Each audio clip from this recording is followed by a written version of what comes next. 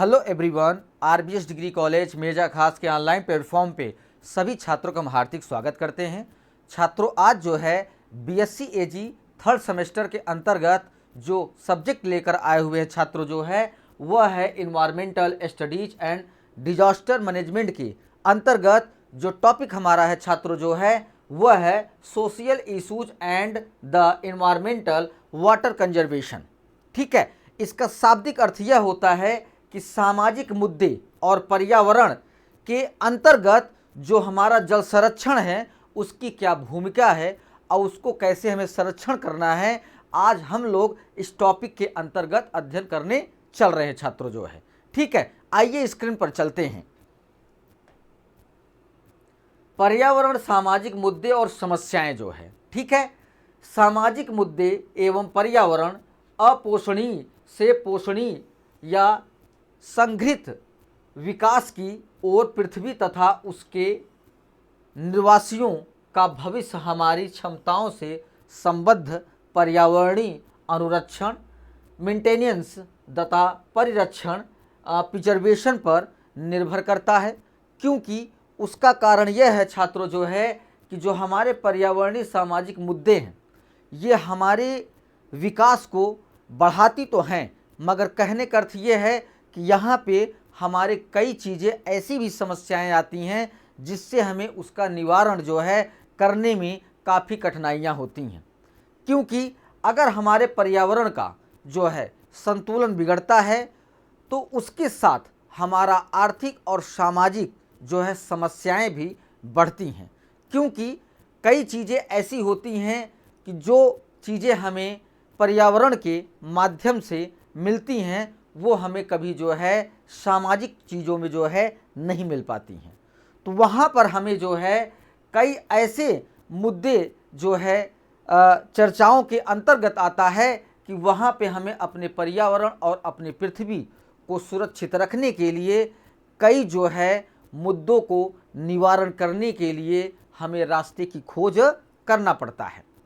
फिर उसके बाद पर्यावरण के दीर्घायु अवधि उपयोग एवं अभिवृद्धि के लिए संघृत विकास की संकल्पना का विकास हुआ। फिर उसके बाद 1990 के दशक में यह माना जाने लगा कि पर्यावरण जो है संसाधनों का अतिदोहन या अविवेकपूर्ण तरीकों से उपयोग करने पर पर्यावरणीय ह्रास तथा अस्थिरता उत्पन्न हो रही है, जिसके कारण से हमारी जो आर्थिक और सामाजिक समस्याएं हैं वो बढ़ती चली जा रही हैं। उसके बाद यह सर्वाधिक जो है विकासशील देशों में देखा गया है, जहां पे सबसे ज़्यादा जिस देशों में विकास हो रहा है वहां पे सामाजिक मुद्दे पर्यावरण की जो है काफ़ी जो है समस्याएं उत्पन्न होके सामने आ रही हैं। फिर उसके बाद पोषणीयता या संघृतता जो है सभी प्राकृतिक पर्यावरणीय तंत्रों का एक अंतर्निर्मित लक्षण होते हैं जो मानवीय हस्तक्षेप को न्यूनतम स्तर पर स्वीकार करता है। क्योंकि जो भी समस्याएं हमारे पर्यावरण या सामाजिक जो है आएंगी उसे हमें जो है पोषणीयता जो के अंतर्गत ही हमें उसका निवारण करना पड़ेगा, जिसके कारण से हमारे जो क्या कहते हैं पर्यावरण और हमारा जल जो दूषित हो रहा है और पर्यावरण का संतुलन बिगड़ रहा है, तो उसके लिए हमें जो है कई ऐसे जो है लक्षणों का समावेश करना पड़ेगा जिसे जो है उस समस्या से हमें निवारण मिल सके जो है। फिर उसके बाद यह किसी तंत्र की क्षमता तथा उसके सतत प्रवाह को अनुरक्षित करने के लिए संबद्ध करता है, जिसके फलस्वरूप वह तंत्र अपना स्वास्थ्य अस्तित्व में रख पाता है। क्योंकि अगर इस तंत्र की क्षमता को अगर संतुलित न किया जाए, पर्यावरण के जो पारिस्थितिकी तंत्र है उसे अगर संतुलित न किया जाए जो है तो जो हमारी मानवीय गतिविधियां हैं उनका संतुलन धीरे धीरे बिगड़ता जाएगा और आगे चलकर जो है वो सारी जो समस्याएं होती हैं वो ज़्यादातर जो है उसका निपटान नहीं हो पाता है। तो उसके बाद जो है वो धीरे धीरे आपके सामाजिक और आर्थिक और मानवीय गतिविधियों के ऊपर जो है एक तरीके से निर्भर हो जाते हैं और जो है उसका नुकसान धीरे धीरे उन्हें पहुंचता रहता है। फिर उसके बाद आता है जल संरक्षण, वाटर कंजर्वेशन जो है। जल संरक्षण भविष्य में उपयोग के लिए जल बचाने की प्रक्रिया जल संरक्षण कहलाता है, जिसके द्वारा हमें आवश्यकता पानी की बढ़ती मांगों को पूरा करने के लिए भूमिगत जल को रिचार्ज करना, खारे पानी के प्रवेश से भूजल प्रदूषित को कम करना, ये हमारा वाटर जो है कंजर्वेशन है, जल संरक्षण है, जिसके द्वारा अगर हम भूमिगत जल को अगर हम सुरक्षित नहीं रखेंगे छात्रों जो है तो हमारा पानी दूषित होगा। दूषित अगर पानी हुआ तो हमारे स्वास्थ्य के ऊपर बहुत ही बुरा जो है प्रभाव पड़ता है। फिर उसके बाद सतही अपवाह हानि को कम करना, भूमि अवतलन को रोकने के लिए हाइड्रोस्टैटिक दबाव को जो है बढ़ाना होता है। जल संरक्षण के तरीके, वर्षा जल संचयन, वाटर सेट प्रबंधन विश्व में जल संकट को निरंतर बढ़ाता जा रहा है। 21वीं शताब्दी के इस प्रथम दशक में विश्व की 50% जनसंख्या प्रत्यक्ष या अप्रत्यक्ष रूप में जल संकट को महसूस कर रही है, जिसके अंतर्गत दुनिया की 40% आबादी को नेतृत्व करने वाले 80 देश जो है आते हैं, जो कि हमारे जो है जल की समस्याओं से वो गुजर रहे हैं। उन्हें सही तरीके से जल जो है पूर्त नहीं हो पा रहा है, उन्हें कई समस्याओं से गुजरना पड़ रहा है। इसके लिए जो है जब 21वीं शताब्दी आई जो है वहाँ पे करीबन 50% जनसंख्या जो है प्रत्यक्ष और अप्रत्यक्ष रूप से जल संकट को जो है महसूस कर रहा है, जहाँ पे जल की कोई व्यवस्था नहीं है। तो वहाँ पे हमें जो है वाटर सेट मैनेजमेंट और वहाँ पे डैम के माध्यम से जो है हम वहाँ पे जल की पूर्ति करते हैं जो है। तो ये भी धीरे धीरे हमारी बहुत ही गंभीर समस्या जो है उत्पन्न होके हम लोग के सामने आ रही हैं छात्रों जो है, जो कि जल का अगर संरक्षण नहीं किया गया तो आगामी भविष्य में जो है हमें जल संकट की समस्याओं से भी हमें गुजरना पड़ेगा। ठीक है। फिर उसके बाद जो जल संकट की भयंकर चपेट में हैं, जिनका जल विभिन्न अनुपात में समझौते के तहत उपयोग में लिया जाता है, इसके लिए निम्नलिखित विधियां कारगर सिद्ध होंगी। जो पहला हम बता रहे हैं विधि जो है जल की प्रदूषण से सुरक्षा जो है। पृथ्वी पर उपलब्ध कुल स्वच्छ जल यदि प्रदूषित मुक्त रहें तो दुनिया की वर्तमान जनसंख्या की जलपूर्ति जो है आसानी से की जा सकती है छात्रों जो है। फिर उसके बाद संपूर्ण कार्यों के लिए पर्याप्त लेकिन शुद्ध जल का बड़ा भाग बढ़ती आर्थिक क्रियाओं तथा नगरीकरण आदि के कारण जगत के उपयोग के योग्य नहीं रहा है। महासागरी जल सागरी पारिस्थितिकी तंत्र के रूप में पृथ्वी की एक प्रमुख पर्यावरण जो है व्यवस्था है, जो ज़्यादातर हमारा जल जो है हमें समुद्री जो है क्षेत्रों से कई नालों नदियों के माध्यम से हमें जल की आपूर्ति की जाती है, जो कि हमें अगर जल वहाँ पे शुद्ध है तो तभी हम उसका यूटिलाइजेशन उपयोग अच्छे तरीके से कर सकते हैं।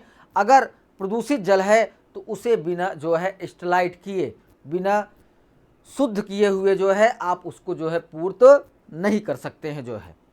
फिर उसके बाद लेकिन विगत शताब्दी में भारी मात्रा में प्रदूषण फैला है। सतही जल मुख्यतः नदियों, झीलों तथा भूमिगत जल भूपृष्ठ में विभिन्न गहराइयों में मिलता है, जिसे प्रदूषित कर दिया गया है जो है। अगर आपके औद्योगिक जो है कल कारखानों से जो है छात्रों जो जल बाहर आता है वो एक तरीके से दूषित होता है। जब वो भूमिगत जल में जो है मिलन या मिलान करता है तो वहाँ पे जो है जो हमारा शुद्ध जल होता है वह भी प्रदूषित हो जाता है, जिसके कारण से उसका सेवन करने से हमारा स्वास्थ्य और कई बीमारियों से जो है हमें निपटना पड़ता है और कई बीमारियों से हमें झेलना पड़ता है, और उस समस्याओं को निवारण करने के लिए हमें जल संरक्षण करना बहुत ही आवश्यक है जो है। फिर उसके बाद नदियों के किनारे स्थित बड़े शहरों में विभिन्न अपशिष्टों का बिना उपचार के नदियों में प्रत्यक्ष विसर्जन किया जा रहा है, जिसके कारण से हमारे नदियों का जल पूरी तरीके से प्रदूषित हो रहा है। उसके लिए कोई सही जो है नियम और उपचार नहीं किए जा रहे हैं, जिसके कारण से हमारे नदियों का जल जो है प्रदूषित हो रहा है। फिर उसके बाद दूसरा जो है विधि आता है जल का पुनर्वितरण जो है, ठीक है। भू सतह पर पाए जाने वाला जल समान रूप से वितरित नहीं है। वितरण का वर्तमान प्रतिरूप भी संकट का कारण बन जाता है। सहारा के उत्तर में स्थित सहेल प्रदेश में आने वाले सूखे का विश्व प्रसिद्ध जो है सूखे का क्षेत्र है, जो आपके मैप में या मानचित्र में दर्शाया गया है कि ये क्षेत्र जो है पूरी तरीके से सूखा ग्रसित रहता है, वहाँ पे जल की आपूर्ति नहीं हो पाती है। फिर उसके बाद इसके लिए सतह पर जल संग्रह स्थलों का निर्माण करके अतिरिक्त जल को अभावग्रस्त क्षेत्रों में एकत्रित करके आपूर्ति की जा सकती है। यह कार्य जलाशयों तथा नहरी जाल विकसित करके ही संपन्न हो सकता है। इसी दृष्टि से भारत में चल रही नदियों को जोड़ने की योजना कारगर सिद्ध हुई है छात्रों जो है। फिर उसके बाद तीसरा आता है भूमिगत जल का विवेकपूर्ण जो है उपयोग, ठीक है। जो हमारा भूमिगत जो है उसी जल का हमें किस तरीके से उपयोग करना है छात्रों जो है, उसे जो है आप अगर विवेकपूर्ण से अगर उपयोग नहीं करते हैं तो हमारा भूमिगत जल भी जो है प्रदूषित हो जाता है, जिसके कारण से उसके उपयोग जो है हम नहीं कर पाते हैं और हमें जो है कृषि कार्य के लिए भी जो है जल की पूर्ति नहीं हो पाती है। फिर उसके बाद विश्व स्तर पर भूजल कुल जल आपूर्ति का 25% पूरा करता है। शेष 75% नदियों, झीलों आदि सतही जल स्रोतों से होता है। भूजल की उपलब्ध मात्रा के अनुपात में इसकी मांग निरंतर बढ़ती जा रही है, जिस कारण भूजल की मात्रा धीरे धीरे कम होती चली जा रही है।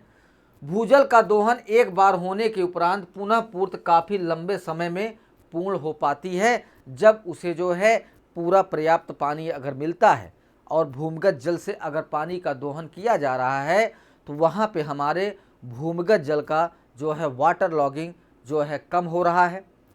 उसके बाद जो है वहाँ पे जो है हम जो पानी पुनर्निर्माण अगर होता है तो वो कई वर्षों में उसकी पूर्ति होती है छात्रों जो है, उसमें काफ़ी समय और वक्त लगता है। फिर उसके बाद जनसंख्या नियंत्रण आपका आता है, जिसके द्वारा जनसंख्या में तीव्र वृद्धि तथा जल संसाधन में प्रादेशिक रूप से मात्रात्मक एवं गुणात्मक कमी आने से जल संकट के अग्र रूप में लिया जा रहा है। निरंतर जल की मांग बढ़ती जा रही है। जनसंख्या वृद्धि के साथ साथ कृषि एवं उद्योगों का विस्तार तथा नागरीकरण बढ़ा है, जिससे स्वच्छ जल की मांग भी बढ़ती चली जा रही है। क्योंकि अगर जनसंख्या हमारी वृद्धि होगी छात्रों जो है तो वहाँ पे शुद्ध जल की मांग जो है बढ़ती चली जाएगी। फिर उसके बाद सिंचाई की उन्नत विधियों का उपयोग जो है, जिसे हम भूमिगत जल को जो है एक तरीके से संरक्षित कर सकते हैं। विश्व स्तर पर वार्षिक जल के उपयोग में से 69% कृषि क्षेत्र में उपयोग होता है। कृषि क्षेत्र में आवश्यक जल की पूर्ति सतही जल स्रोत तथा भूमिगत जल से होता है। सिंचाई की उन्नत विधि अपनाकर जल के बड़े भाग को संरक्षित किया जा सकता है। सिंचाई में अन्य सभी आवश्यकताओं की तुलना में 2 गुने जल की आवश्यकता होती है। फव्वारा तथा बूंद बूंद सिंचाई विधियों में जल का 50% जो है बचत होता है, जो इस योजना को ज़्यादातर जो है लोग अपना रहे हैं, जहाँ पे पानी की असुविधाएं हैं। वहाँ पे जो है टपका विधि की जो है सिंचाइयों की विधि का अपनाया जा रहा है, फुब्बारा विधि अपनाया जा रहा है, बूंद बूंद जो है सिंचाई विधियों को अपनाया जा रहा है, जिससे वहाँ पे हमारे भूमिगत जल का जो है 50% जो है पानी बचत हो रही है। फिर उसके बाद बूंद बूंद या टपका सिंचाई पद्धति में सतही पर छिद्रदार पाइप का जाल फैलाया जाता है, जिसे फसल को प्रत्यक्ष रूप से पानी जो है मिल जाता है। फिर उसके बाद आता है वन आवरण में वृद्धि जो है। जलीय परिसंचरण के अंतर्गत प्रतिवर्ष भूसतह पर वर्षा के रूप में विभिन्न मात्रा में जल प्राप्त होता रहता है। यह सतही जल स्रोतों द्वारा प्रवाहित होता है, सागरों तक पहुँचता है। इसका कुछ भाग स्थिर जल स्रोतों जैसे झील और तालाब में संग्रहित हो जाता है तथा कुछ मात्रा में भूसतह के अंदर जो है रिस कर भूजल के स्रोत को जो है बढ़ाता रहता है और उसके भूमिगत जल की जो है स्टेटा को ऊपर करता रहता है। फिर उसके बाद कृषि प्रतिरूप में परिवर्तन जो है। कृषि जलवायु दशाओं के अनुसार फसल बोने पर अतिरिक्त जल की आवश्यकता नहीं होती है, लेकिन विकास के वर्तमान दौर में तीव्रता से बदलते फसल प्रतिरूप के अंतर्गत लाभकारी फसलों ने स्थान पाया है। इन व्यावसायिक फसलों को अधिक जो है जल की आवश्यकता होती है। जो हमारे कृषि प्रतिरूप में जो परिवर्तन हुआ है, कुछ ऐसी भी फसलें छात्रों होती हैं जिसमें हमें पानी की बहुत ज़्यादा आवश्यकता होती है, तो उसके द्वारा हमें जल की मांग वहाँ पे बढ़ जाती है जो है। फिर उसके बाद बाढ़ प्रबंधन हमें किस तरीके जो है जल संरक्षण किया जाता है। विश्व में बाढ़ के रूप में स्वच्छ जल का बड़ा भाग उपयोग में न आकर विनाशक बन जाता है।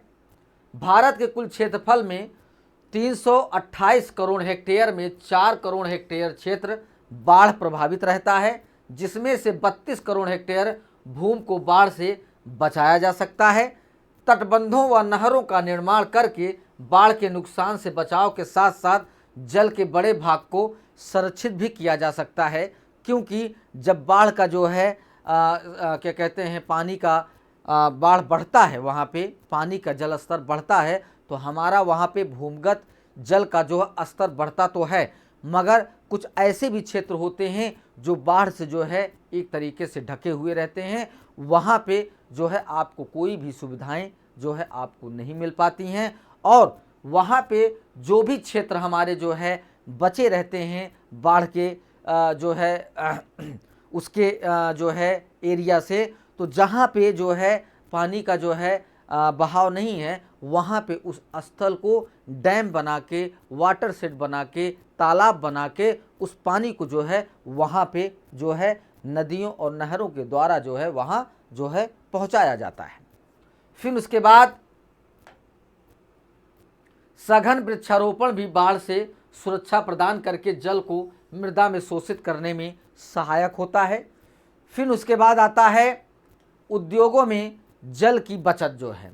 विश्व स्तर पर वार्षिक जल के उपयोग का 23% औद्योगिक क्षेत्र में उपयोग किया जाता है, जिससे हमें विद्युत ऊर्जा प्रदान की जाती है। जैसे आपके जितने भी जो है विद्युत संयंत्र जो है बनाए गए हैं, ज़्यादातर वो जल के द्वारा ही जो है उनका संचालन किया जाता है और विद्युत उत्पन्न किया जाता है। तो कुछ विशेष उद्योगों में जल की खपत अधिक मात्रा में होती है तथा कुछ में जल बड़े भाग को प्रदूषित कर दिया जाता है। रंगाई उद्योग तथा चमड़ा उद्योग इसके उद्योग जो है जो जल को सबसे ज़्यादा उपयोग करते हैं और सबसे ज़्यादा उसे प्रदूषित भी करते हैं। फिर उसके बाद शहरी अपशिष्ट जल का पुनः उपयोग जो है। बढ़ते नगरीकरण से शहरों में जल की मांग में वृद्धि हुई है। विश्व के अनेक देशों में शहरों कस्बों में अपशिष्ट जल के उपचार की व्यवस्था नहीं है, जिससे बड़ी मात्रा में जल पुनः उपयोग में आने के स्थान पर दूसरे जल स्रोतों में प्रदूषित होकर चला जाता है। जबकि अनेक देशों में शहरी जल को उपचारित करके शहर के निकटवर्ती खेतों में सब्जियों तथा फल उद्योग में उगाने में उपयोग किया जाता है। वहाँ पे उस पानी को जो है शुद्ध करके वहाँ पे उस पानी को भेजकर जो है वहाँ पे खेती करके सब्जी और कई फसलों को उगा सकते हैं। फिर उसके बाद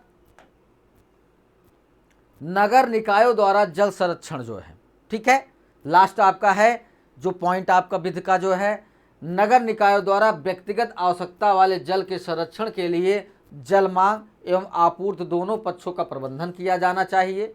शहरों में वर्षा जल को मकानों के छतों पर एकत्रित करने की व्यवस्था को नियमबद्ध लागू करना आवश्यक होता है।